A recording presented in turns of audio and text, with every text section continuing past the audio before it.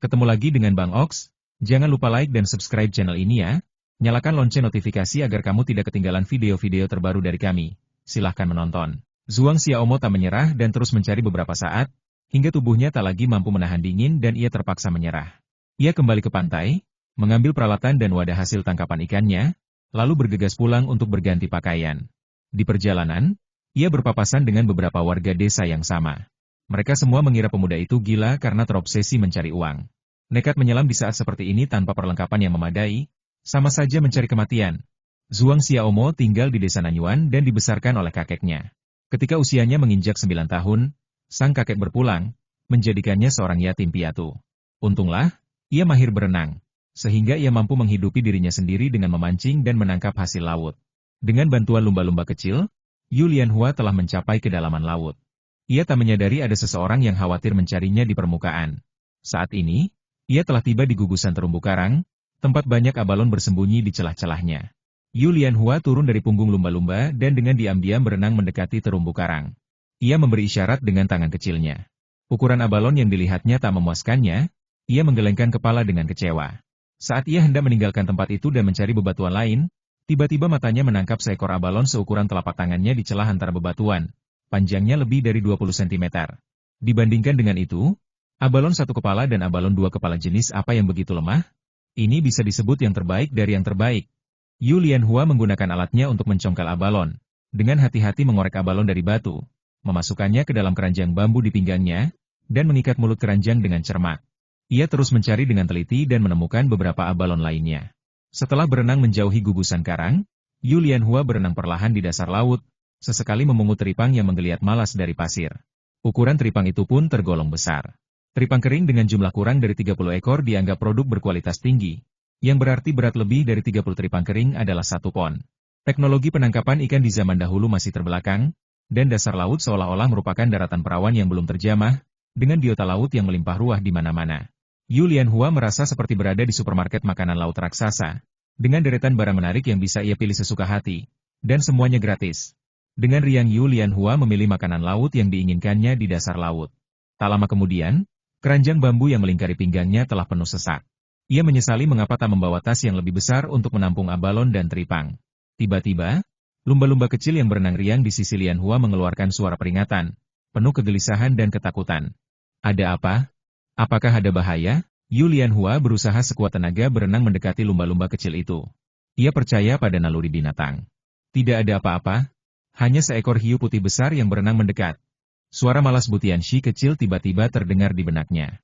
Yu Lianhua melirik sekilas bayangan emas di sudut matanya, mengamatinya dengan saksama, dan seketika merasa bingung apakah harus tertawa atau menangis. Ia pernah melihat anjing yang pandai berenang, tapi belum pernah ia menyaksikan kucing yang mampu menyelam. Butianshi kecil, apa yang sedang kau lakukan? Meskipun hiu putih besar tergolong ganas di antara makhluk laut, namun karena Butianshi kecil tak menunjukkan rasa gentar, apa yang perlu ia khawatirkan? Lumba-lumba kecil tak berpikir demikian. Ia berenang menuju rumput laut dengan kecepatan tinggi. Pada saat itu, sosok besar hiu putih besar telah muncul, dengan 2 baris gigi tajam terlihat di mulutnya yang besar dan menyeringai. Lumba-lumba kecil itu menjerit ketakutan dan cemas, namun tak meninggalkan Lianhua, sahabat baiknya, dan berenang ke arahnya dengan lebih cepat. Hiu putih besar berenang dengan sangat cepat. Bagaimana mungkin lumba-lumba kecil bisa menjadi lawannya jika ia membawa seseorang? Ia pasti akan tertangkap. Lumba-lumba kecil itu berteriak putus asa, namun tak menyerah untuk menyelamatkan Lianhua. Harus diakui, terkadang hewan jauh lebih setia daripada manusia. Pada saat genting, sebuah senjata emas seukuran kepalan tangan menghalangi jalan hiu putih besar. Dengan ekspresi angkuh dan bulu yang indah, jelaslah bahwa itu adalah batu butian kecil. Hiu putih besar itu sepertinya belum pernah menjumpai makhluk seperti itu di lautan. Ia tertegun sejenak dan berenang mengelilingi kucing emas kecil itu beberapa saat.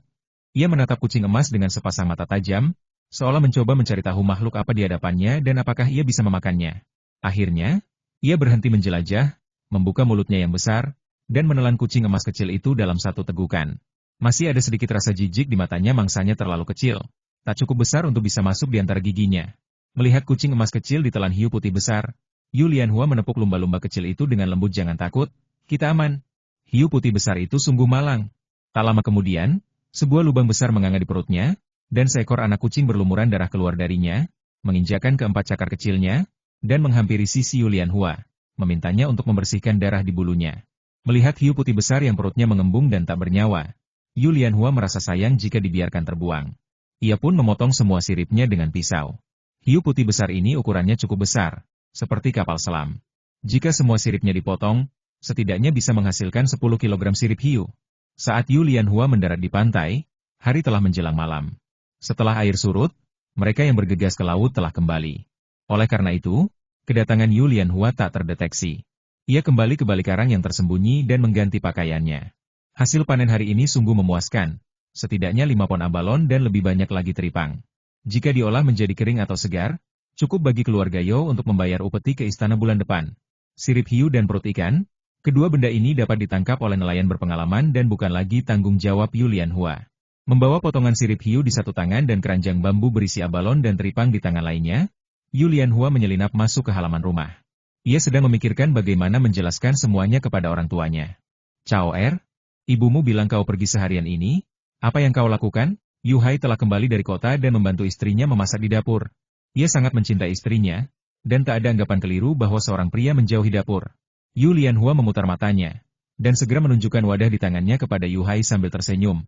Dengan ekspresi seolah berkata coba tebak dari mana asalnya, Yu Hai membantu putrinya menuangkan teripang dan abalon dari keranjang bambu ke dalam baskom. Ia terkejut melihat hasil laut di dalam baskom. Yu Hai adalah seorang ahli memancing terkenal di desa-desa sekitar yang berjarak 10 hingga 8 mil, dan menyelam bukanlah masalah baginya. Namun, ia yakin tak memiliki kemampuan untuk menangkap begitu banyak makanan laut berkualitas tinggi sekaligus.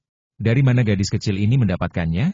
Cao Er, jangan berlagak dan beritahu aku, dari mana ini? Yu Hai bertanya dengan tak sabar. Yu Lianhua mengedipkan matanya dan tersenyum. Ia berbohong tanpa ragu. Orang yang bertemu Tuan Muda Yo di pintu masuk desa memintaku membawa ini kembali dan meminta ayah membantu mengolahnya menjadi makanan kering dan segar. Keluarga Yo telah menjadi pedagang kerajaan yang memasok makanan segar ke istana, dan berita ini telah menyebar ke seluruh kota kuno Tang. Keahlian Yu Hai dalam membuat makanan kering dan segar juga termasuk yang terbaik di desa Dongshan. Ia mengira keluarga Yo mengumpulkan makanan laut di sekitar sini dan membawanya untuk dibantunya mengolahnya menjadi segar dan kering. Ia tak mengajukan pertanyaan lebih lanjut. Namun, Yu Hai merasa penasaran dalam hatinya siapa gerangan yang mampu menangkap teripang dan abalon berkualitas tinggi seperti ini. Mengapa ia belum pernah mendengar ada orang hebat di sekitar sini? Saya terus melakukan pembaruan ganda hingga hari ke-8. Saya benar-benar kelelahan. Gertakkan gigimu dan bertahanlah. Setelah menyerahkan urusan abalon, teripang, dan sirip hiu kepada sang ayah, Yu Lianhua menemani ibunya dan Xiao Lian di kediaman mereka pada malam itu. Yu Hai, mendapati putri bungsunya kembali, merasa gundah gulana. Dahulu kala sang putri tak di rumah, ia diliputi kehampaan. Kini, di rumah, sang putri seolah merebut perhatian sang istri darinya. Sungguh membingungkan hati Yu Hai. Keesokan harinya, Yu Lianhua, yang baru 2 hari menikmati kehangatan rumah, tak dapat lagi bermalas-malasan. Bersama ayahnya, ia bergegas menuju ladang melon sejak dini hari untuk membantu. Semangka panen pertama keluarga Yu tidaklah terlalu besar. Beratnya berkisar antara 3 hingga 5.000 kilogram per hari. Wang Ergou, yang sering membantu dan tekun merawat kebun, tentu saja menjadi andalan bersama kedua pamannya. Keuntungan besar dari penjualan semangka tahun lalu telah memungkinkan Wang Ergou membeli sebuah gerobak sapi tahun ini. Mengapa sapi, bukan kuda? Tentu saja karena lebih hemat dan terjangkau. Lagi pula, penjualan semangka hanya berlangsung lebih dari sebulan setiap tahun. Dengan gerobak sapi, ia bisa mengantar orang dan barang ke kota. Bahkan saat musim tanam tiba, lembu itu bisa disewakan untuk menambah pundi-pundi. Kini, berkat beberapa bengkel keluarga Yo, desa-desa di sekitar desa Dongshan menjadi jauh lebih makmur. Ongkos beberapa sen untuk pergi ke kota demi menonton pertunjukan atau sekadar berjalan-jalan tak lagi menjadi soal. Di desa tetangga, kereta Laoma selalu penuh penumpang, penghasilannya bahkan lebih cepat daripada bekerja di dermaga. Hampir seluruh penduduk desa, kecuali kepala desa, belum pernah membeli sapi. Namun, warga desa Dongshan yang kini dompetnya mulai menebal, rela mengantre untuk menyewa ternak kepala desa saat tiba musim membajak. Mereka membayar 10 sen per hektar. Dalam sehari, mereka bisa mengolah lebih dari 10 hektar tanpa perlu membajak sendiri, menghasilkan lebih dari 100 sen. Belum lagi, otak Wang Ergou ternyata cukup cerdas jika digunakan dengan tepat. Setibanya di ladang melon, keluarga Bibi Yu Lianhua telah sibuk bekerja. Liu Hu dan putra sulungnya mahir dalam memetik melon yang matang. Mereka bertanggung jawab memilih semangka yang ranum, sementara Bibi dan putri Lianhua bertugas membawa melon yang telah dipetik ke pinggir ladang. Xiao Fangping duduk di dekat tumpukan semangka, mengawasinya dengan seksama. Gerobak lembu Wang Ergou telah tiba di ladang, dan Ergouzi sendiri telah sibuk sejak pagi buta. Melihat Yu Hai, ia menyapanya dengan senyum lebar. Saudara Dahai, saya ingin merepotkanmu lagi dan menghasilkan banyak uang. Mungkin karena telah memiliki seorang putra dan kehidupan yang lebih baik, Ergouzi tampak jauh lebih gemuk dari tahun lalu.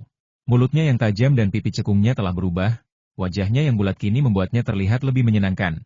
Yu Hai menjawab sambil tersenyum, kamu menghasilkan uang dengan kerja keras. Bagaimana bisa kamu bilang merepotkan saya? Bekerja keraslah dan tabung lebih banyak uang untuk menikahkan putramu kelak. Wang Ergou tertawa terbahak-bahak hingga matanya hampir keluar. Ia mengangguk berulang kali dan berkata, saudara Dahai benar. Saya berencana menggunakan uang hasil penjualan melon tahun ini untuk membangun rumah terlebih dahulu. Akan kubangun dengan 5 kamar dan halaman yang luas di sekelilingnya. Yu Hai menepuk pundaknya dan berkata, bagus sekali. Aku sangat optimis padamu. Pada saat itu, kedua paman Yu Lianhua juga tiba dengan kereta mereka. Mereka berdua bekerja sama dengan toko buah terkenal di Fucheng. Setiap beberapa hari, mereka akan membawa 2 gerobak semangka, dan keuntungan dari selisih harga sangatlah lumayan. Yu Hai dan Lianhua juga ikut turun tangan mencari semangka yang matang. Karena waktu yang terbatas dan pekerjaan yang banyak, Lianhua meminta bantuan kucing kecil yang berubah wujud dari batu butian kecil. Batu butian kecil dapat dengan jelas merasakan struktur internal setiap semangka. Kekuatan spiritualnya memang belum pulih sepenuhnya.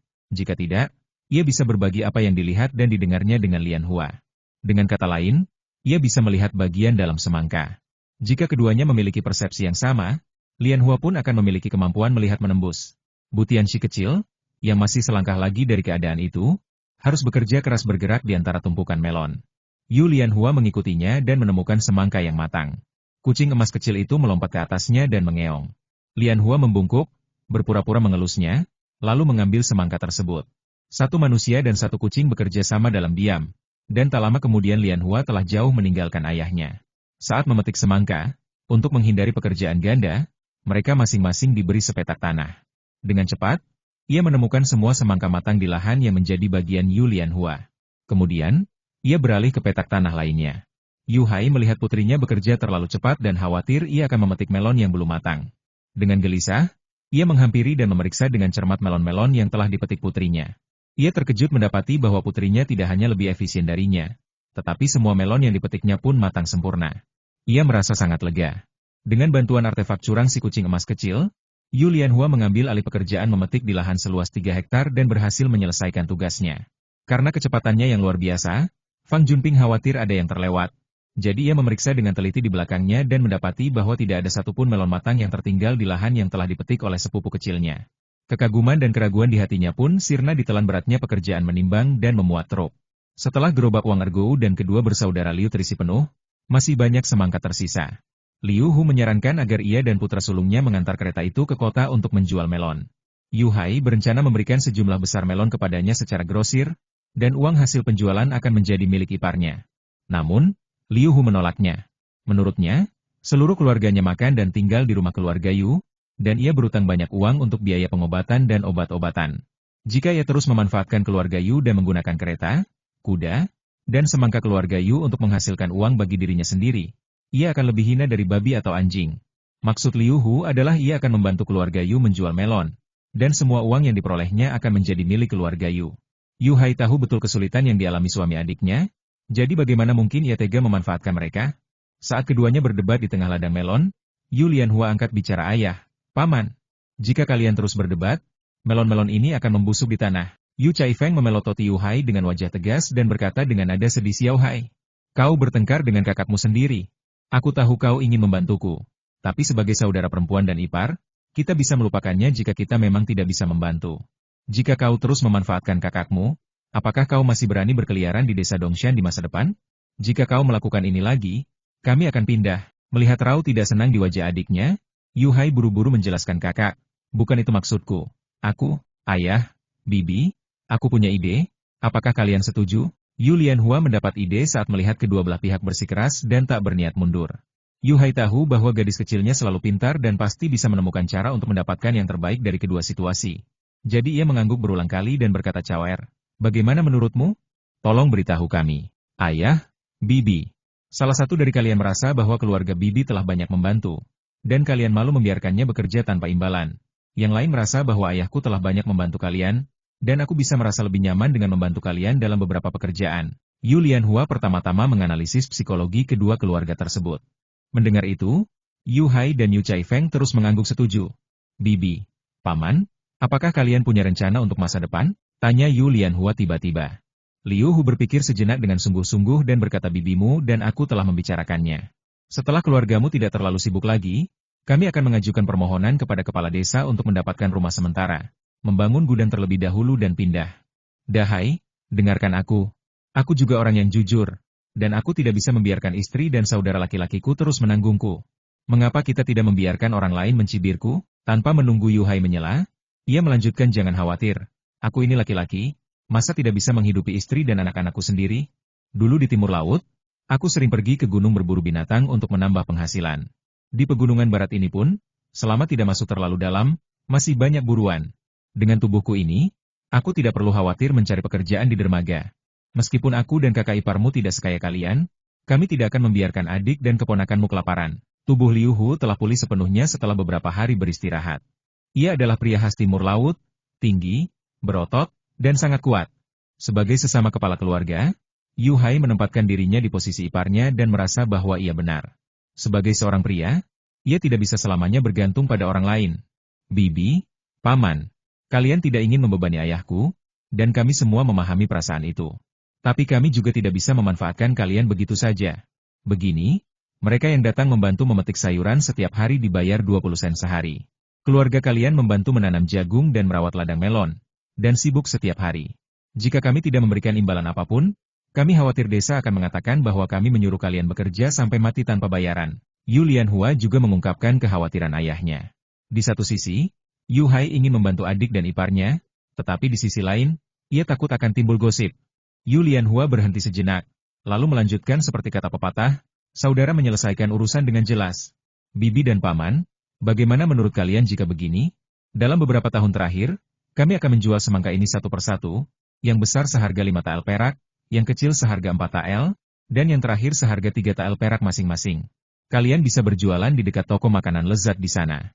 Aku sudah berbicara dengan penjaga toko di sana bahwa aku ingin mendirikan kios di dekatnya, dan dia tidak akan melarangnya. Jika kalian menjual semangka untuk kami tidak bisa membiarkan kalian bekerja tanpa imbalan. Untuk setiap semangka yang terjual, kami akan memberi kalian komisi 20 sen. Bagaimana menurut kalian? Yu Lianhua tidak ingin mengambil keuntungan dari kerabatnya. Tetapi ia tahu jika komisinya terlalu tinggi, bibi dan pamannya pasti tidak akan setuju. 20 sen untuk satu semangka, dan satu gerobak berisi setidaknya 30 atau 40 semangka. Jika 2 gerobak dibawa ke sana dalam sehari, keluarga bibinya setidaknya akan mendapatkan 1 atau 2 tael perak. Produksi semangka di rumahnya setidaknya bisa dijual selama beberapa bulan. Saat itu, keluarga bibinya pasti sudah bisa membangun rumah yang layak dengan uang hasil penjualan melon. Bibinya memang bertekad untuk menetap di desa Dongshan. Memiliki rumah sendiri adalah suatu keharusan. Paman tertuanya berkata bahwa membangun gubuk mungkin baik-baik saja di musim panas dan musim gugur. Tetapi dengan suhu musim dingin di utara, mereka bisa membeku di dalamnya. Yu Chai Feng hendak mengatakan sesuatu lagi, tetapi dihentikan oleh putranya, Lala. Liu Junping berbisik pelan di telinga ibunya, Bu. Lakukan saja apa kata sepupu kecil. Kita memang sedang kesulitan sekarang. Dan seiring berjalannya waktu, pasti akan ada kesempatan untuk membalas kebaikan ini. Jika kita terus berdebat, tidak akan ada hasilnya sampai malam tiba. Yu Chai Feng merasa bimbang sejenak. Ia tahu bahwa sekali kakaknya memutuskan sesuatu, 8 ekor kuda pun tak akan mampu menariknya kembali. Saran Lianhua pasti merupakan konsesi terbesar dari kakaknya. Seperti yang dikatakan putra sulungnya, hari masih panjang, dan keluarga adik laki-lakinya sangat sibuk. Ia akan membantu mereka dengan lebih banyak pekerjaan di masa depan. Selama musim tanam yang sibuk, seluruh keluarga akan membantu, dan ia perlahan akan membalas kebaikan mereka. Dengan langkah kaki yang ringan namun penuh perhitungan, kedua keluarga yang berselisih akhirnya mengalah, menerima usulan bijak dari Lianhua. Rupanya, kabar tentang kesepakatan itu telah menyebar secepat angin, bahkan sebelum tinta kesepakatan itu mengering. Liu Hu dan putranya, tanpa menunda barang sesaat pun, segera memuat gerobak mereka dengan semangka-semangka ranum dan bergegas menuju kota Tanggu. Dalam benak mereka yang sederhana, terbayang keraguan apakah mereka mampu menjual beberapa gelintir semangka dengan harga 5 tael perak dalam sehari. Namun, takdir seringkali menuliskan kejutan yang tak terduga. Begitu kereta mereka memasuki gerbang kota, bagai diserbu semut mengerumuni gula, orang-orang berdatangan dari segala penjuru, melontarkan pertanyaan bertubi-tubi tentang semangka yang mereka bawa. Apakah ini semangka dari keluarga Yu di desa Dongshan? Di mana kalian menjualnya? Tanpa terasa, kereta mereka telah tiba di dekat restoran Zensi yang megah. Liu Hu dengan hati-hati menyampaikan pesan Lian Hua kepada sang pemilik toko yang berwibawa. Alih-alih menolak, sang pemilik toko justru menyambutnya dengan hangat, bahkan memerintahkan seorang pelayannya untuk membantu mendirikan kios sederhana mereka. Lebih dari itu, dengan berani ia memesan 10 buah semangka sebagai hidangan buah gratis hari itu. Bahkan sebelum kios mereka rampung tertata, hampir sepertiga muatan semangka telah berpindah tangan. Liu Hu menggenggam 5 batang perak dan 12 tael emas di tangannya, merasa seolah-olah tengah berada di alam mimpi. Namun, kenyataan yang terjadi di depan matanya bukanlah ilusi belaka. Para pelanggan setia dari tahun sebelumnya, begitu mendengar kabar tentang kedatangan semangka keluarga Yu, segera mengirimkan para pelayan mereka untuk membeli, khawatir akan kehabisan dan kembali dengan tangan hampa. Dalam sekejap mata, kios sederhana Liu Hu dan putranya telah dikepung oleh lebih dari selusin orang yang berebut. "Aku mau 2, seru seorang, beri aku 5, timpal yang lain." Suasana di sana menjadi riuh rendah, nyaris tak terkendali. Liu Hu dan putranya berusaha keras menjaga semangka mereka di tengah desakan pembeli. Takut akan terjadi kericuhan atau bahkan pemerasan. Dengan suara lantang mereka berteriak, "Jangan berdesakan! Jangan berdesakan! Semuanya, mohon tenang." Sang pemilik toko restoran Zensi yang bijaksana, melihat kekacauan yang terjadi, segera turun tangan. Dengan suara yang menenangkan, ia berkata, "Mohon mengantri dengan tertib untuk membeli semangka. Semua pasti akan mendapat bagian. Jika gerobak ini habis terjual, kalian bisa mendaftar terlebih dahulu, dan kami akan mengirimkan gerobak lainnya pada sore hari." Mendengar perkataan itu, Liu Hu dan putranya serempak menjawab, "Benar. Benar. Mohon antri, semuanya antri. Siapa yang tidak mengantri, tidak akan kami layani." Sebagian besar orang yang datang membeli semangka adalah para pelayan dari keluarga-keluarga terkemuka di kota, dan beberapa di antara mereka saling mengenal. Setelah mendengar penjelasan dari pengelola restoran Zensi bahwa semua orang pasti akan mendapatkan bagian, meskipun mungkin harus menunggu hingga sore hari, mereka tidak lagi berkerumun seperti sebelumnya. Tak lama kemudian, terbentuklah sebuah antrean yang panjang dan berkelok-kelok di depan kios sederhana itu. Jalan tempat mereka berjualan memang dikenal sebagai jalan butik di kota Tanggu. Di sana berdiam lebih banyak orang kaya, sehingga berjajar toko-toko yang didekorasi dengan unik dan mewah. Biasanya, orang-orang di sana memandang rendah kios-kios sederhana seperti milik Liu Hu dan putranya, yang hanya terbuat dari beberapa papan kayu. Para pejalan kaki yang melintas di jalan itu melirik dengan rasa ingin tahu. Tiba-tiba, sebuah teriakan riang seorang wanita menggema di udara. "Wow! Semangka, semangka! Kakak ipar Bankir, kurasa ini saatnya keluarga Yu mulai menjual semangka. Perjalanan hari ini sungguh berharga." Nona Zhuang, yang membawa serta pelayannya, berusaha menyembunyikan diri. Takut orang lain akan tahu bahwa ia bersama dengan orang yang dianggapnya kasar itu. "Bukankah itu hanya semangka? Bukannya kau belum pernah memakannya? Bukan?" Gumamnya dalam hati, enggan mengakui ketertarikannya. Namun, jauh di lubuk hatinya, Nona Zhuang tak dapat memungkiri. Semangka yang dibawa kembali oleh kakak laki-lakinya dari ibu kota sama sekali tidak ada apa-apanya dibandingkan dengan semangka keluarga Yu. Rasanya kurang manis, daging buahnya kurang memuaskan, ukurannya lebih kecil, dan harganya pun selangit. "QR, pergilah tanyakan apakah semangka itu milik keluarga Yu? Berapa harganya tahun ini?" Meskipun Nona Zhuang merasa jijik dengan kios semangka yang tidak menggunakan meja itu, kerinduannya akan cita rasa semangka keluarga Yu terlalu kuat untuk diabaikan, dan tentu saja ia tidak tega untuk pergi begitu saja. Gadis kecil berpakaian hijau di samping Nona Zhuang dengan sigap mengangguk dan berlari menuju kios, siap untuk bertanya. Di sebelahnya, pengurus rumah tangga kedua dari keluarga Yao, yang sedang menunggu gilirannya untuk memilih semangka, memelototinya dan berkata dengan ketus, "Jika kau ingin membeli melon, antri di belakang. Jika tidak mengantri, mereka tidak akan menjualnya." QR mengabaikannya dan menyampaikan pertanyaannya dengan jelas.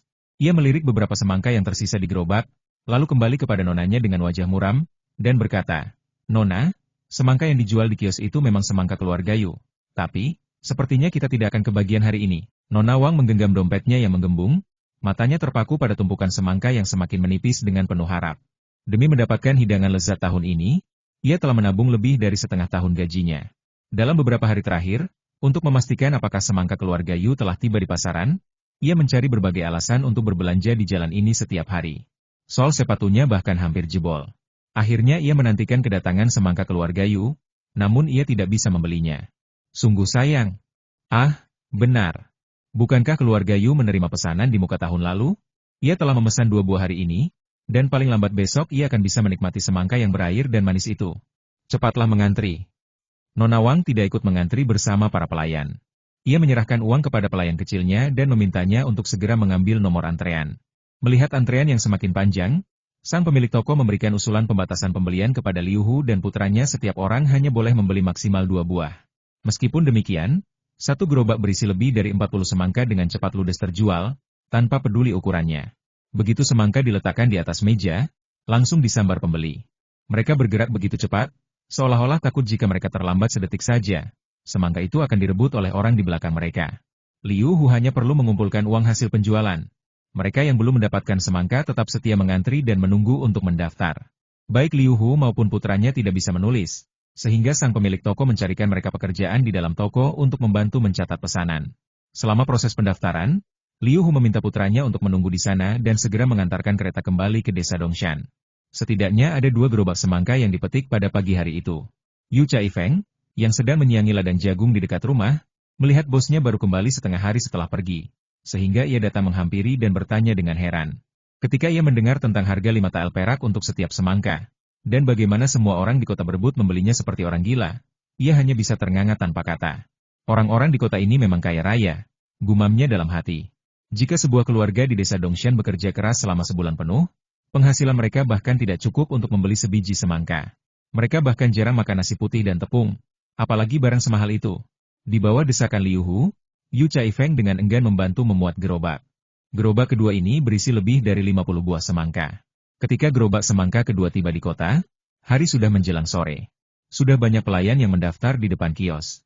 Mereka takut tidak akan kebagian pada sore hari, sehingga terpaksa menunggu di sana tanpa makan. Gerobak semangka kedua yang dibawa Liu Hu cukup untuk memenuhi jumlah pesanan di pagi hari. Beberapa orang yang terlambat mendengar kabar hanya bisa melakukan pemesanan untuk besok. Saat gerobak kedua juga ludes terjual, matahari telah menggantung tinggi di atas kepala. Dengan membawa sejumlah besar perak, ayah dan anak itu mengikuti instruksi Yu Lianhua dan pergi ke ban milik keluarga Yao. Setelah menukar perak dengan uang kertas, mereka mengemudikan kereta kembali ke desa. Ayah dan anak itu diliputi kegembiraan yang luar biasa. Seumur hidup mereka belum pernah melihat uang sebanyak itu dengan cuma-cuma. 2 gerobak semangka terjual dengan total 485 tael perak. Untungnya, ban itu tidak terlalu jauh. Jika mereka harus membawa semua perak itu sendiri, mereka pasti akan kelelahan setengah mati. Ayah, hari ini kita menjual 97 semangka. Sepupu bilang, kalau setiap semangka memberi kita keuntungan 20 sen, bukankah kita bisa mendapatkan hampir 2 tael perak? Liu Junping mengepalkan tangannya dengan sedikit bersemangat. Liu Hu terdiam cukup lama, lalu menghela napas dalam-dalam dan berkata, Junping, kau harus selalu mengingat kebaikan pamanmu terhadap keluarga kita. Di masa depan, kita harus lebih memperhatikan urusan keluarga mereka. Kita berutang budi yang besar atas kebaikan ini. Dalam benak Liu Hu yang sederhana, seorang pekerja dewasa hanya bisa mendapatkan 30 atau 50 sen setelah bekerja keras seharian. Ayah dan anak itu hanya melakukan 2 kali perjalanan ke kota dan tidak melakukan pekerjaan berat, namun mereka dibayar hampir 2 tael perak. Ini semua berkat saudara iparnya dan keluarganya. Ketika mereka kembali ke rumah, Liu Hu dan putranya meletakkan 4 lembar uang kertas perak senilai 100 tael dan 1 lembar 50 tael, serta 35 tael perak, di depan keluarga Yu Hai. Ketika Yu Hai hendak memberikan bagian mereka, Liu Hu tidak menolak dengan angkuh. Keluarga mereka memiliki persahabatan yang terukir dalam di hati mereka. Begitu pihak lain membutuhkan, mereka pasti akan melakukan yang terbaik untuk membalasnya. Dengan bantuan bibinya dan keluarganya, Yu Lianhua tidak lagi sesibuk tahun lalu hingga nyaris tak punya waktu untuk beristirahat. Begitu musim panen semangka tiba, para pedagang dan penduduk desa yang telah membuat kesepakatan sebelumnya mulai membeli semangka secara grosir dari keluarga Yu. Istana Pangeran Jing bahkan mengirimkan semangka sebagai hadiah, yang juga memicu munculnya beberapa orang yang melihat peluang bisnis. Mereka mencari tahu asal-usul semangka itu dan melakukan perjalanan ribuan mil ke desa Dongshan untuk menemukan keluarga Yu.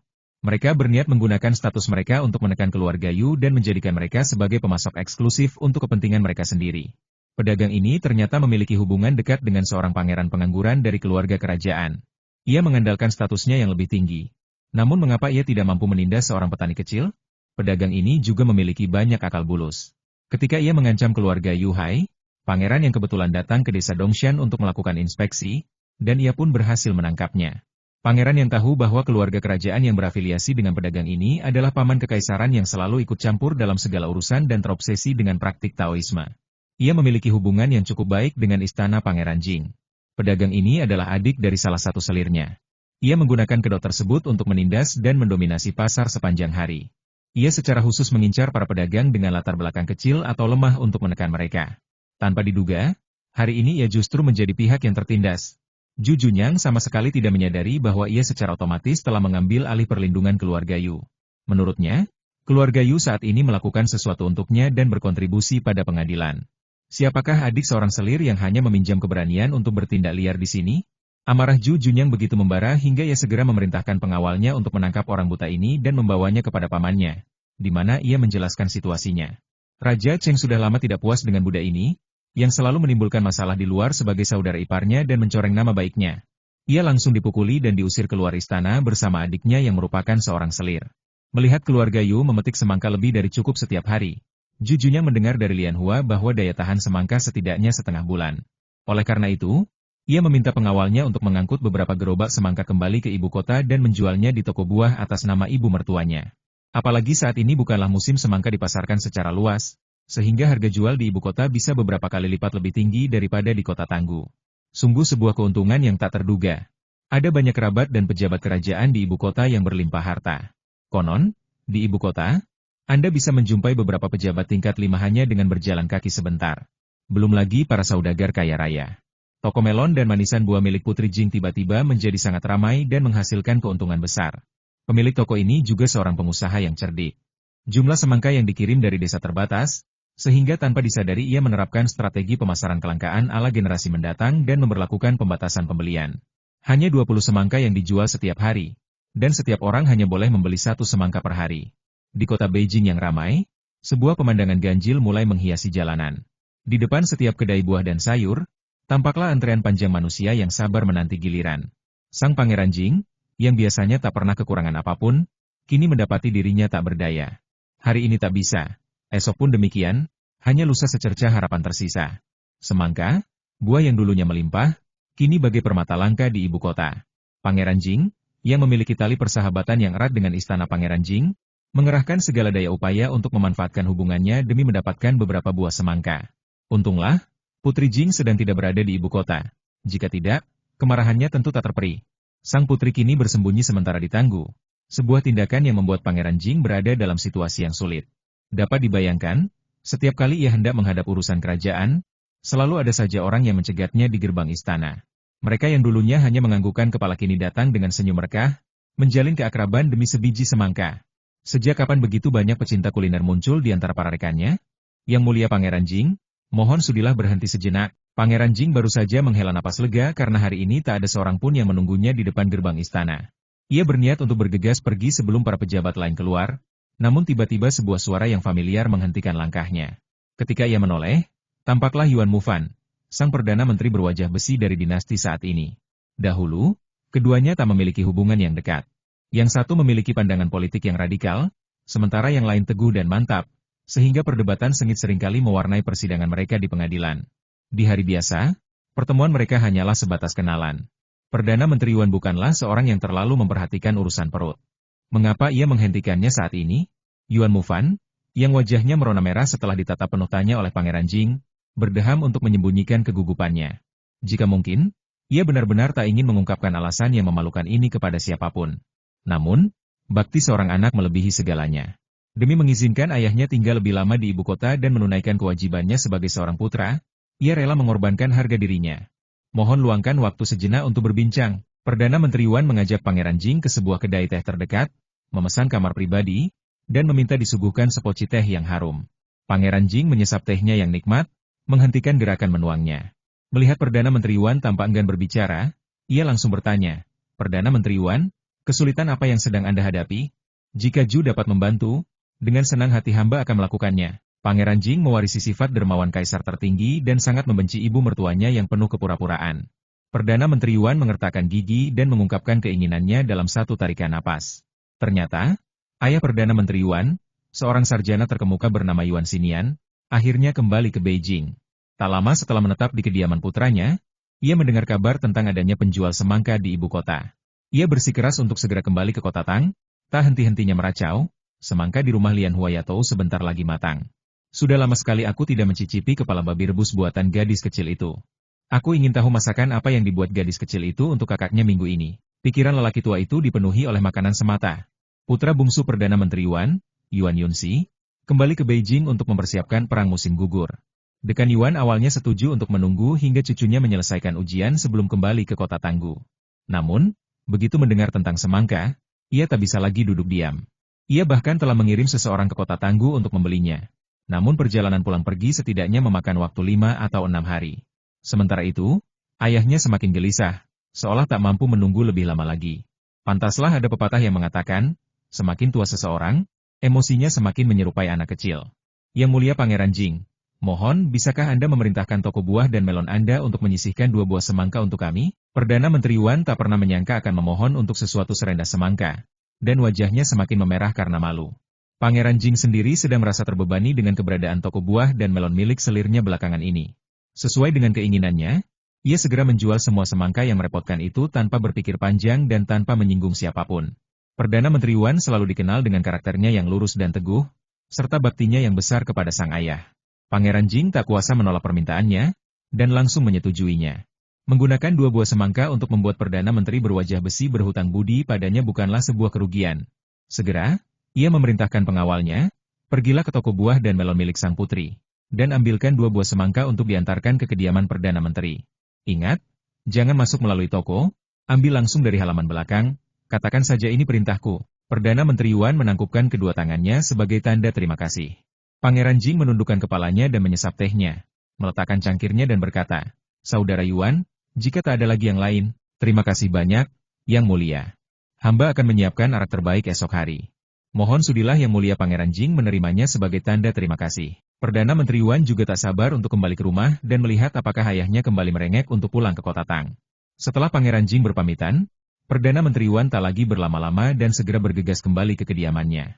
Benar saja, tampaklah dekan tua itu dengan sebuah bungkusan kecil di tangannya, tergesa-gesa meminta seseorang menyiapkan kereta untuk membawanya kembali ke Tanggu, mengabaikan segala upaya pencegahan dari orang-orang di sekitarnya. Melihat kekerasan kepala kakeknya yang kembali merajalela, Yuan Yunsi tak berani terlalu keras melarangnya. Ia hanya mencoba membujuk dari samping. Kakek, kita sudah mengirim orang untuk mengantri membeli semangka. Jika kakek pergi hari ini, kakek tidak akan bisa mencicipi semangka yang sudah kita beli. Begitu sampai di Tanggu, katakan pada gadis kecil itu, kakekmu ini bisa makan semangka sepuasnya. Bagaimana mungkin aku harus mengantri selama 2 hari hanya untuk mendapatkan semangka dan bahkan belum tiba giliranku. 2 hari yang lalu, Yuan Si mendengar kabar bahwa ibu kota telah menerima kiriman semangka dari Tanggu, dan dengan gembira ia mengirim seseorang untuk membelinya. Namun, toko tersebut rupanya mengandalkan istana Pangeran Jing sebagai backingan dan sama sekali tak menghiraukan istana Perdana Menteri. Ia menunggu dengan hati membara selama 2 hari, namun bahkan sepotong kulit semangka pun tak berhasil didapatkannya. Sungguh memilukan. Dahulu di Tanggu, ia pasti sering menjual banyak semangka, memakan satu, melempar yang lain, dan menendang yang satunya lagi seperti bola. Kakek, malam ini giliran kita memesan kamar pribadi di restoran Sensi. Jika kakek pergi, kakek tidak akan bisa ikut makan. Yuan Yunsi tumbuh besar di sisi kakeknya dan masih belum sepenuhnya memahami sifat dasar pecinta kuliner sang kakek. Jika ia ingin menahannya, satu-satunya cara adalah dengan menggunakan makanan sebagai umpan. Mendengar tentang rumah makan Sen di ibu kota, Yuan Xinyan semakin meradang. Ia meniup janggutnya dan berkata, keluarga Yao itu sungguh tidak benar. Mereka bahkan tidak menyediakan kamar pribadi khusus untukku, dan aku harus mengantri untuk mendapatkan kamar pribadi untuk makan. Di Tanggu, selama gadis rumput kecil itu tahu aku datang, aku bisa makan kapanpun aku mau. Apakah aku perlu mengantri? Status Yu Lianhua di restoran Tanggu Zen setara dengan setengah pemilik, dan ia memiliki ruang pribadi khusus di sana. Ketika ia pergi makan atau menjamu tamu, ia tak perlu mengantri. Namun, ia biasanya hanya memiliki sedikit kesempatan untuk pergi makan, dan tak banyak teman yang bisa ia jamu di rumah makan Sen. Jadi biasanya kamar itu jarang terpakai. Ketika Yu Lianhua pergi mengantarkan makanan tambahan untuk adik laki-lakinya, ia selalu memberikannya kepada mentornya, Dekan Yuan. Suatu kali, ia mendengar keluhan lucu dari pecinta kuliner tua ini karena tak bisa mendapatkan meja saat pergi ke restoran Sensi untuk makan malam. Jadi dengan murah hati ia meminjamkan kamar pribadinya kepada lelaki tua itu. Dengan kata lain, Dekan Yuan dapat menggunakan kamar pribadi milik Lianhua di gedung Zensiu kapanpun ia tak menggunakannya. Ini sama saja dengan Dekan Yuan memiliki kamar pribadi di gedung Zenyu yang tak memerlukan reservasi dan selalu tersedia.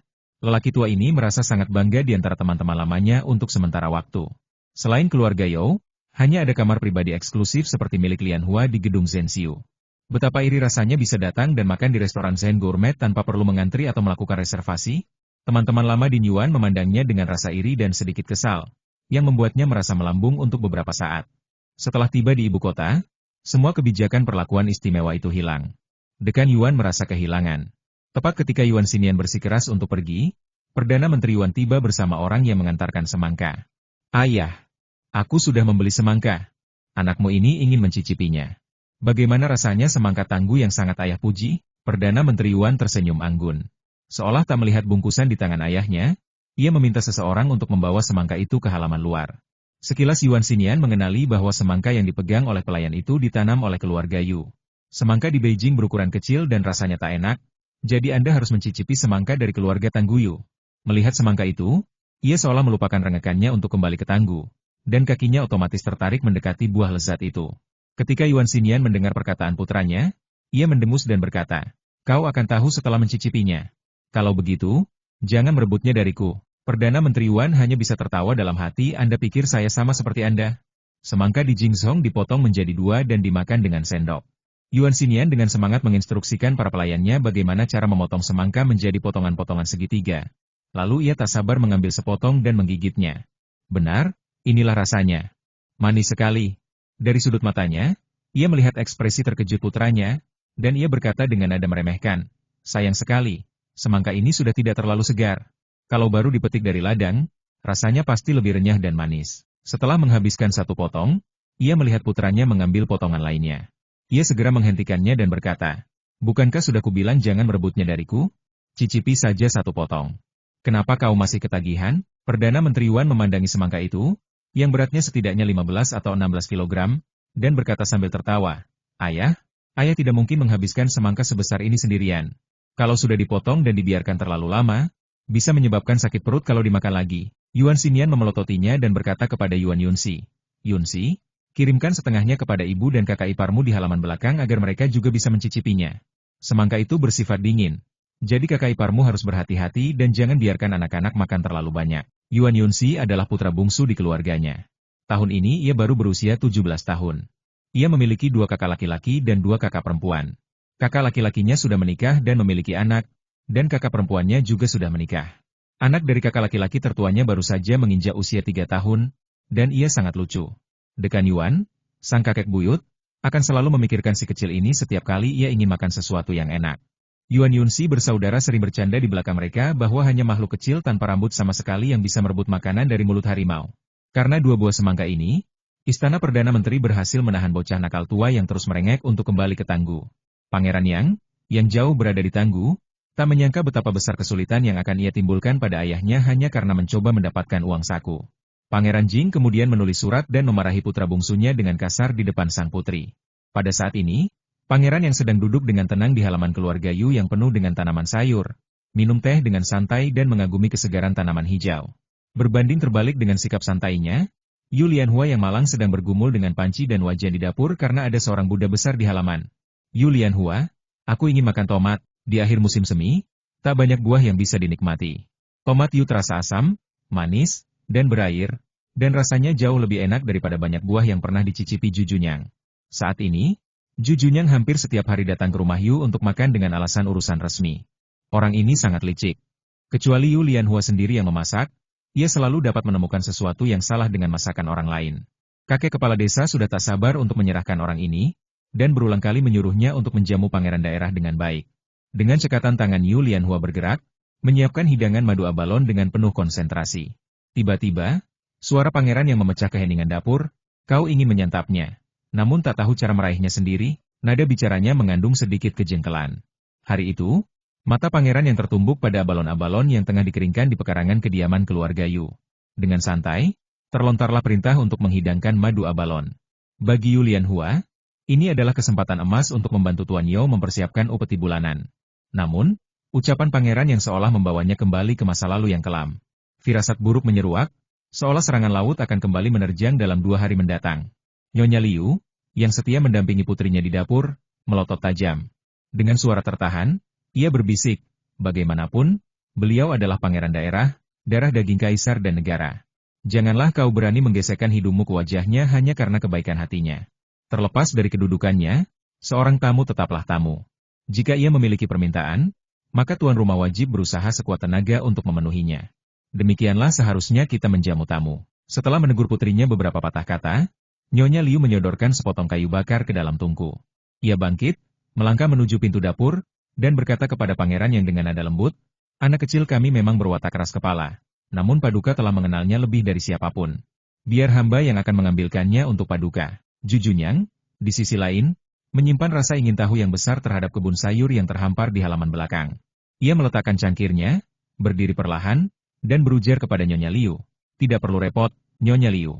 Saya tidak sedang terburu-buru. Izinkan saya berjalan-jalan di halaman belakang. Silakan Anda lanjutkan pekerjaan Anda." Kepergian Jujunyang dari ibu kota kali ini adalah atas titah kaisar. Ia diperkenankan tinggal hingga jagung dan kentang siap dipanen. Oleh karena itu, Nyonya Liu, yang bertugas melayaninya secara pribadi, turut serta bersamanya. Pelayanan pribadi yang dimaksud tentu saja adalah mendampingi tuannya kemanapun ia pergi. "Tuan, biar hamba saja yang mengambilkannya." Budak tua ini, meskipun raut wajah pangeran daerah itu tetap datar tanpa ekspresi, Manajer Liu dapat menangkap nada sopan tuannya terhadap Nyonya Liu. "Tuanku memang selalu memperlakukan orang lain dengan baik, bahkan para wanita bangsawan di ibu kota pun tak terkecuali. Lalu mengapa seorang wanita desa seperti Nyonya Liu mendapatkan perlakuan istimewa dari pangeran?" Dalam beberapa hari terakhir, Manajer Liu mengamati bahwa bukan hanya keluarga Liu, tetapi seluruh keluarga Yu mampu membuat tuannya memperlakukan mereka dengan cara yang berbeda. Mungkinkah Yu Hai telah menyelamatkan nyawa tuannya? Rasanya tidak mungkin. Sebelum pangeran berlayar, ia bertemu dengan keluarga Yu di dermaga. Saat itu, ekspresinya masih dingin dan acuh tak acuh. Mungkinkah keluarga Yu telah mengatasi kekhawatiran tuannya dan berhasil menanam jagung dan kentang? Tuannya memiliki begitu banyak orang cakap yang telah berulang kali menorehkan prestasi gemilang, namun belum pernah mendapatkan perlakuan istimewa seperti ini dari tuannya. Apa gerangan yang diberikan keluarga Yu kepada tuannya? Sementara Manajer Liu berkutat dengan berbagai pertanyaan di benaknya, tuannya telah melewati gerbang bundar di halaman belakang dan tiba di ladang sayur yang lebih luas. Berbeda dengan halaman depan yang didominasi tanaman sayuran berdaun hijau, halaman belakang lebih beragam dengan berbagai jenis sayuran. Dinding-dindingnya dihiasi dengan sulur-sulur lofah yang menjuntai dengan bunga-bunga kuningnya. Kacang panjang, mentimun hijau, labu segar, dan labu emas merambat di deretan bingkai bambu. Di ladang sayur yang tertata rapi, terong ungu berkilauan misterius di bawah sengatan matahari, dan cabai rawit berwarna hijau dan merah tampak ranum. Melihat aura dingin dan kaku tuannya perlahan mencair dan menghangat, Manajer Liu merasa lega. Tampaknya tuannya memiliki ketertarikan pada pemandangan pedesaan. Mungkin jika ia tinggal di sini lebih lama, tuannya perlahan akan berubah kembali menjadi tuan muda yang riang seperti masa kecilnya. Saat Manajer Liu terharu hingga hidungnya terasa perih, Jujunyang telah memetik sebuah mentimun muda dari batangnya. Ia menyeka duri-duri halusnya dengan tangan, memasukkannya ke dalam mulut, dan mulai mengunyahnya dengan nikmat. Melihat pemandangan itu, Manajer Liu buru-buru menghampirinya dan berkata, "Tuan, biar hamba menyiapkan air mandi untuk Anda sebelum makan." "Tidak perlu, ini sama seperti yang dimakan Yu Lianhua terakhir kali aku melihatnya." Jujunyang kembali menggigit mentimunnya. Teksturnya yang renyah dan segar terasa begitu berair, menghilangkan dahaga sekaligus menyegarkan. Manajer Liu membatin, gadis kecil itu terbiasa hidup di desa, jadi tidak masalah baginya makan makanan yang kurang bersih. Tapi tuan memiliki tubuh yang halus dan mulia. Bagaimana jika perut Anda sakit? Kali ini, Jujunyang kembali melangkah menuju ladang tomat. Ia mencari dengan teliti di antara rimbun daun, dan akhirnya menemukan sebuah tomat merah ranum yang tersembunyi. Keluarga Yu tidak pernah khawatir tentang penjualan sayuran mereka, karena setiap hari selalu ada banyak gerobak yang datang untuk membeli. Tomat dapat disantap mentah maupun dimasak, menjadikannya salah satu sayuran paling populer di kalangan kaum berada di kota. Menemukan satu atau dua tomat yang lolos dari panen di kebun sayur dianggap sebagai keberuntungan tersendiri. Jujunya mengabaikan sepatu barunya yang ternoda oleh tanah yang baru saja disiram. Dengan rasa puas, ia berhasil menemukan 5 buah tomat matang di ladang tomat. Ia kembali dari halaman belakang dengan hati riang, mengunyah tomat di mulutnya sambil membawa sisa tomat di ujung pakaiannya. Penampilannya sangat sederhana dan membumi. Ia menginjak-injak tanah yang melekat di kakinya. Alih-alih duduk di meja batu, ia malah melangkah menuju pintu dapur dan berkata kepada Yu Lianhua yang sedang sibuk di dalam, "Yu Lianhua, aku ingin makan telur orak-arik dengan tomat." Yu Lianhua, yang tengah berjibaku dengan abalon berlapis madu, tampak tidak mendengarnya. Ia terus berusaha menyiapkan kuahnya berulang kali. Yu Lianhua bukanlah sosok yang maha tahu. Ia memang memiliki pengalaman memasak berbagai hidangan rumahan di kehidupan sebelumnya, dan ia memiliki sedikit bakat dalam urusan dapur, sehingga masakannya tentu terasa lezat. Namun, abalon adalah bahan makanan yang sangat berharga. Rumahnya di kehidupan sebelumnya tidak dekat dengan laut, sehingga ia jarang melihatnya, apalagi memasaknya. Untungnya, juru masak restoran Zhenxiu saat ini, Yang Feng, yang merupakan murid dari Chef Wang, pernah memasak abalon berlapis madu di hadapannya. Ia sempat memperhatikan dari samping, dan tampak tidak terlalu sulit. Lalu mengapa hasilnya tidak sama ketika berada di tangannya? Yulian Hua. Apakah kau tuli atau bisu saat aku berbicara padamu? Sejak hubungannya dengan keluarga Yu semakin dekat, Ju Junyang menjadi semakin belak-belakan terhadap Yulian Hua. Dulu, ia memanggilnya Nona Yu dengan sopan. Namun kini ia lebih suka memanggilnya dengan namanya saja. Layaknya memanggil gadisnya sendiri, menyuruhnya melakukan ini dan itu. Yulian Hua hampir dibuat jengkel setengah mati olehnya. Aku tidak tuli maupun bisu. Jangan menggangguku saat memasak. Jika tidak, kau tidak akan bisa mencicipi masakan yang kubuat, pangeran kecil. Pangeran kecil, kau bebas berkeliaran dimanapun kau suka. Yulian Hua pun telah memahami sedikit banyak watak pangeran kecil. Ia memang terlihat dingin, namun tidak terlalu menyendiri, dan juga tidak tampak seperti orang yang pemarah. Setidaknya selama ia berinteraksi dengannya, ia belum pernah melihatnya benar-benar marah. Yulian Hua, yang tidak terlalu memikirkan perbedaan kelas, menjadi semakin berani dalam bertutur kata. Nyonya Liu dan seluruh keluarga Yu selalu merasa khawatir setiap kali Yulian Hua bersikap demikian. Pangeran daerah memang terlihat muda, namun ia bukanlah tipe orang yang mudah diajak bercanda. Jika ia sampai menyinggung sang pangeran, ia bisa dihukum pukul dengan papan kayu, atau bahkan lebih buruk lagi, kehilangan nyawa. Bukankah hal seperti itu sering terjadi dalam drama? Mengapa putri kecilku begitu berani? Ia berulang kali menantang kesabaran pangeran daerah. Anehnya, Ju Junyang tidak marah sama sekali. Ia bahkan melontarkan lelucon langka. Menurutku dapur adalah tempat yang menyenangkan, dan aku suka berada di sini. Manajer Liu sangat terkejut hingga rahangnya hampir menyentuh tanah dan kakinya tersandung. Ini, apakah ini masih pangeran berwajah dingin yang selalu menjaga jarak dan bisa membuat anak-anak menangis ketakutan? Kapan perubahan karakter ini terjadi? Yulian Hua hanya bisa terdiam. Baiklah, jika kau tidak takut terkena asap, kau boleh tinggal di sini selama yang kau mau. Ketika Ju Junyang melihat Yulian Hua menuangkan kuah yang sudah disiapkan untuk ketiga kalinya, ia tidak bisa menahan diri untuk tidak berkomentar. Ternyata ada juga hidangan yang tidak bisa kau masak. Sebenarnya, aku tidak terlalu pilih-pilih soal makanan. Aku bahkan makan ikan mentah saat kita berada di atas kapal. Jangan terlalu gugup, masak saja dengan santai. Aku tidak keberatan jika rasanya tidak enak. Sebenarnya, ia tidak ingin Yulian Hua terus mencoba dan menghadapi kegagalan berulang kali. Namun ucapan gadis itu sungguh keterlaluan. Yulian Hua mengabaikan perkataannya dan akhirnya berhasil mencapai rasa yang diinginkannya. Daging abalon yang sudah matang kemudian dikupas, dicuci bersih, diiris berbentuk 10, dimasukkan ke dalam mangkuk, ditambahkan putih telur, tepung kanji, dan diaduk rata. Lalu dikukus dalam panci selama beberapa menit. Abalon yang ditangkapnya berukuran lebih besar sehingga membutuhkan waktu pengukusan yang lebih lama agar matang sempurna. Ia mencuci jamur segar yang ditemukannya dari karang, mengirisnya kecil-kecil, merebusnya dalam air mendidih, lalu mengangkatnya.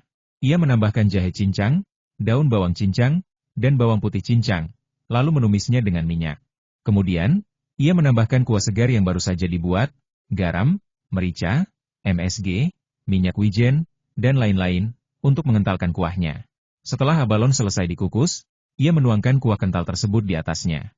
Madu abalone yang harum telah siap. Ju Junyang dengan lembut menghirup aroma yang menguar di udara, dan tanpa ragu memujinya. Aromanya cukup menggugah selera.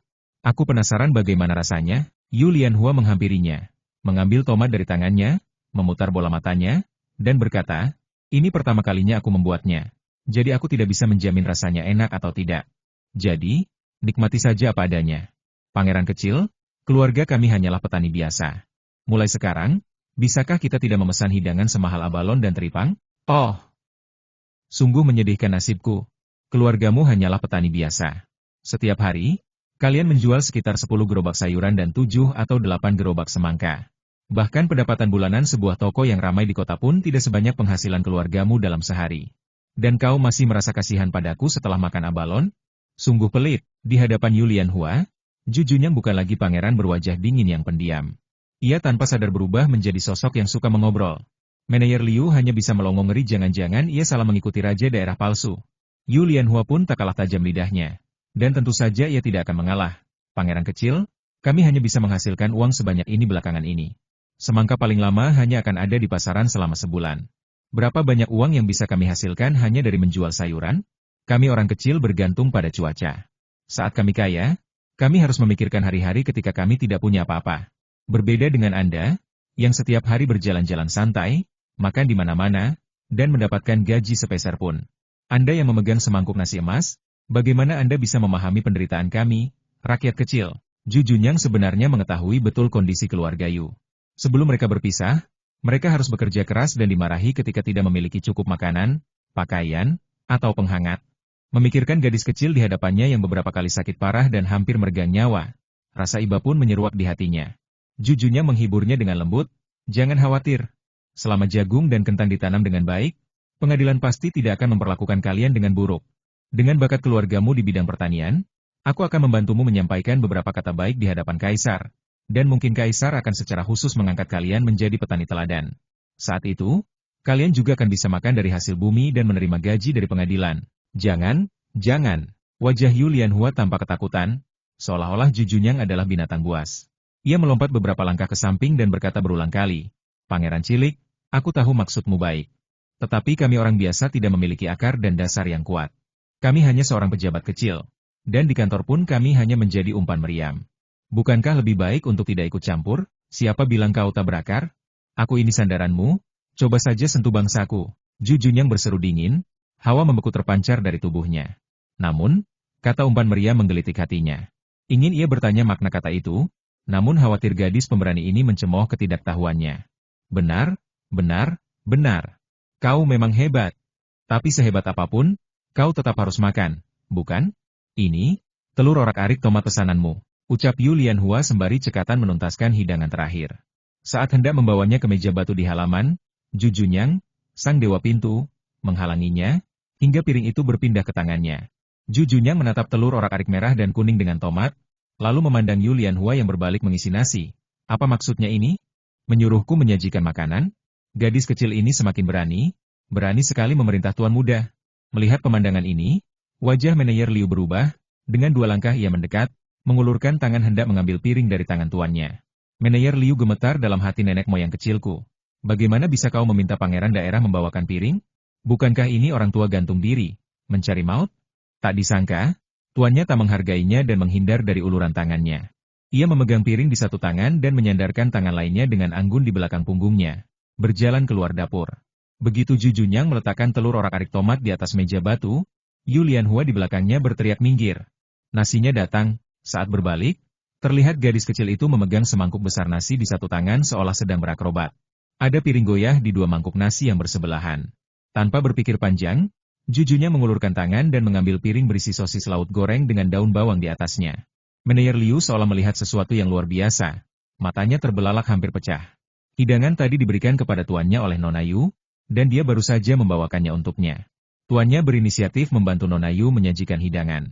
Ini, apakah perlu diperiksa apakah tuannya telah digantikan oleh orang lain? Saat Yu Lianhua melewatinya, manajer Liu diam-diam meraihnya dan berbisik Nona Yu. Jika ada pekerjaan, katakan saja, jangan sungkan. Melihat hidangannya hampir siap, Yu Lianhua melambaikan tangannya dan berkata sambil tersenyum, tidak ada yang bisa kau lakukan. Duduk saja dan tunggu makananmu. Bagaimana bisa seorang tuan menghidangkan makanan dan nasi sementara seorang budak hanya duduk menunggu makanan? Apakah dia ingin mati? Pangeran kecil, mau roti kukus atau nasi? Manajer Liu hendak mengatakan sesuatu yang lain, namun disela oleh suara tajam Yu Lianhua. Melihat tuannya memandang dan memelototinya, manajer Liu menutup mulutnya dengan sadar. Jujunyang tak hanya tak marah pada Lianhua yang memintanya menyajikan mangkuk dan piring, namun ia juga merasa itu adalah perasaan yang benar-benar baru. Biasanya ada orang yang menunggumu saat makan di rumah. Kelihatannya santai dan nyaman, namun nyatanya atmosfernya kurang. Seperti keluarga Yu, bahkan Yu Hai, yang kembali dari ladang, datang untuk membantu membagikan piring dan sumpit. Rasanya seluruh keluarga bekerja bersama, dan kehangatan hampir meluap. Setelah membantu membawakan 2 piring makanan, Jujunyang tiba-tiba merasa bahwa ia bukan lagi pangeran penyendiri atau putra ketiga pangeran Jing yang patut ditiru, namun telah berintegrasi ke dalam keluarga hangat ini dan menjadi anggotanya. Kalian, tolong jangan duduk terpisah dan makan bersamaku. Jujunyang berkata di permukaan, merupakan suatu kehormatan besar bagi Anda untuk meminta saya setuju untuk makan bersama Anda. Padahal, di dalam hatinya ia sudah mendambakan suasana keluarga Yu, mengobrol dan tertawa sambil makan. Saat Yu Hai hendak menolak, Yu Lianhua menolak untuk bersikap sopan dan menyatukan kedua meja makanan menjadi satu meja, dan dengan cepat menyiapkan bangku. Jujunyang meliriknya dan berkata, "Semuanya, duduk." Kata-kata penolakan Yu Hai selanjutnya diblokir. Manajer Liu sudah mati rasa. Sejak datang ke desa Dongshan, sang guru menjadi semakin tidak menyukainya. Manajer Liu, yang menyaksikan tuan kecilnya tumbuh dewasa, merasa bahwa tuannya menjadi semakin populer di kalangan keluarga Yu. Sepertinya ini bukan hal yang buruk. Tidak perlu menunggu di sini, kau turun untuk makan. Jujunyang melihat manajer Liu berdiri di belakangnya, memegang sepasang sumpit saji, seolah ingin membantunya mencicipi hidangan. Jadi ia mengusirnya. Manajer Liu menangis, akhirnya ia bisa makan makanan hangat. Makanan keluarga Yu semuanya dimasak dalam satu panci, dan sebagian dari setiap makanan tersisa untuknya.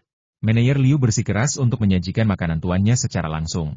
Saat tiba gilirannya makan, makanan sudah benar-benar dingin. Liu semakin tua, dan perutnya belum pulih seperti ketika ia masih muda. Ia selalu merasakan nyeri tumpul di perutnya setelah makan makanan dingin. Tidak apa-apa di Menshan. Sebagai manajer umum, murid-muridnya akan sangat cerdas dalam membantunya memanaskan nasi. Tapi di desa Dongshan, tuannya bahkan tidak mau membawanya. Jadi bagaimana dia bisa membiarkan orang lain mengikutinya? Manajer Liu hanya bisa menanggungnya. Dia melirik dengan gelisah ke arah tuan muda yang duduk di antara keluarga Yu dan mendapati bahwa dia cukup mampu melakukan seperti yang dilakukan penduduk setempat dan makanannya lezat. Manajer Liu duduk di meja kayu di sebelahnya dengan percaya diri dan memakan makanannya perlahan. Ayah, bukankah tuan muda ketiga dari keluarga Yo mengambil alih pasokan makanan segar ke pelataran dalam? Dia ingin membuat kontrak dengan keluarga kita. Mulai sekarang, abalon dan tripang kualitas terbaik yang kita tangkap akan dijual kepada keluarga Yo. Mereka mengenakan harga tinggi. Keluarga Yu tidak melanggar aturan makan dan tidur. Mereka biasanya punya urusan sendiri untuk disibukkan. Mereka hanya bisa berkumpul saat makan, jadi mereka selalu membicarakan apa saja di meja makan. Yu Hai melirik ke arah pangeran daerah yang sedang makan dengan serius, dan berkata dengan hati-hati bahkan jika tidak ada kontrak, dengan kepedulian keluarga Yo terhadap kita akan menjual makanan laut yang enak kepada keluarganya. Menurut Yu Hai, keluarga Yo memperlakukan mereka dengan sangat baik. Ketika tidak ada pemisahan, mangsanya dikumpulkan dengan harga tinggi. Saat Anda membuka bengkel dan merekrut pekerja, Anda juga mempercayainya dan membiarkan dia membantu. Ada juga usaha pengumpulan sosis laut dan tiram atas nama orang lain, yang menghasilkan banyak uang sepanjang tahun. Dalam konsep sederhananya, jika seseorang merawatnya dengan baik, dengan sendirinya dia akan memikirkan mereka jika dia memiliki hal-hal yang baik. Hanya saja tripang dan abalon terbaik tidak begitu mudah ditemukan. Keluarga Yo tidak bisa hanya menunjuk pada keluarga kita. Yu Hai mengira dia pandai dalam air, tapi dia masih tidak yakin untuk menangkap abalon dan tripang. Yu Lianhua menghiburnya, jangan khawatir, mereka pasti tidak akan gantung diri di tali seperti kita. Kita hanya harus melakukan yang terbaik. Ayah, aku hampir menguasai keterampilan berbasis air sekarang. Aku akan membantumu di masa depan. Kamu? Tidak. Berapa kali kamu berada di laut? Ada banyak bahaya di laut dalam. Kamu tidak hanya harus pandai dalam air, tetapi kamu juga membutuhkan kekuatan fisik yang baik. Jika kamu kehilangan kekuatan di tengah penyelaman, kamu akan mendapat masalah setiap hari. Itu terlalu berbahaya. Yu Hai menolak. Tong, ting, ting, ting. Istirahat dulu bosku. Lanjut ke video berikutnya dan jangan lupa like dan subscribe channel ini ya. Nyalakan lonceng notifikasi agar kamu tidak ketinggalan video-video terbaru dari kami. Tong, ting.